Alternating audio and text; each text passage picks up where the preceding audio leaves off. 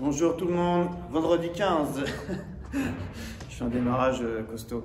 Vendredi 15 janvier. Donc aujourd'hui, on a un warm-up. Vous avez 2 minutes de run à faire en entrée. Si jamais vous ne pouvez pas faire du run, vous prenez votre corde ou des jumping jacks pendant 2 minutes, histoire de bien vous chauffer. Pas très chaud en ce moment. Donc voilà. Ensuite, vous avez 30 secondes par exercice. Vous allez commencer, on va se focus exclusivement sur les jambes.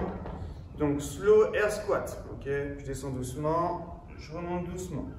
Ensuite, tout va se passer au sol. Glute bridge. Ici, main au sol, je pompe les fesses vers le ciel et je reviens. Je garde mes talons fixés, le haut du dos fixé. Hop, et je reviens. Ensuite, on va faire glute bridge single leg, donc sur une seule jambe. Hop, même système. Tac. Il y a toujours le haut du dos et les épaules fixées au sol. Je pousse sur les talons pour envoyer les fesses vers le ciel. Hop. Ensuite, j'enchaîne avec workout. Donc, je mets en glute bridge position haute. Là, je vais rallonger tout doucement pour mettre une tension sur mes ischios jusqu'à ce qu'attend que je sois quasiment en extension complète. Mes fesses ne touchent pas et je reviens. Hop, hop. Je fais ça à chaque fois pendant 30 secondes. Ensuite, je me relève. Latéral squat. Donc, je fais un squat, un pas latéral, un squat, un pas latéral, etc. Et je recommence sur slow air squat ensuite. Ok? Voilà, ça vous le faites qu'une seule fois. Ensuite, on va faire le dumbbell warm-up. Dumbbell warm-up. Vous avez à faire des squats, donc 5 par côté. Ensuite, vous avez du strict press, 5 par côté. Et du deadlift, 5 par côté. Voilà. Ensuite, on va faire la mobilité. Je vais garder la dumbbell. Mobilité de cheville. Ici, je garde le talon au sol, genou le plus en avant possible, poids en avant, et j'envoie mon genou vers l'avant. Je peux aller un peu à gauche, à droite pour tester ma mobilité sur la cheville, etc. Ensuite, on va faire thoracique opener. Donc, je vais me mettre face au mur, j'écarte les mains, là, je vais ouvrir la cage, pousser les fesses en derrière, pour mobilité d'épaule. Et ensuite, je fais ça à peu près 1 minute, je bloque la position.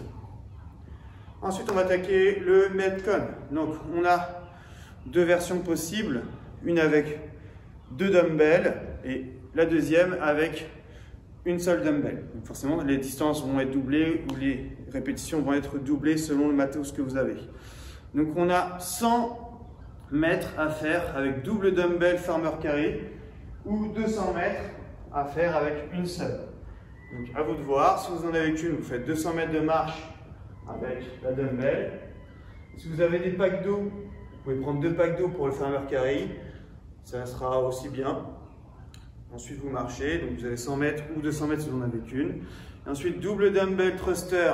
Vous en avez 20 si vous en avez 2. J'en ai 2. Et si vous en avez qu'une, vous faites 40 singles.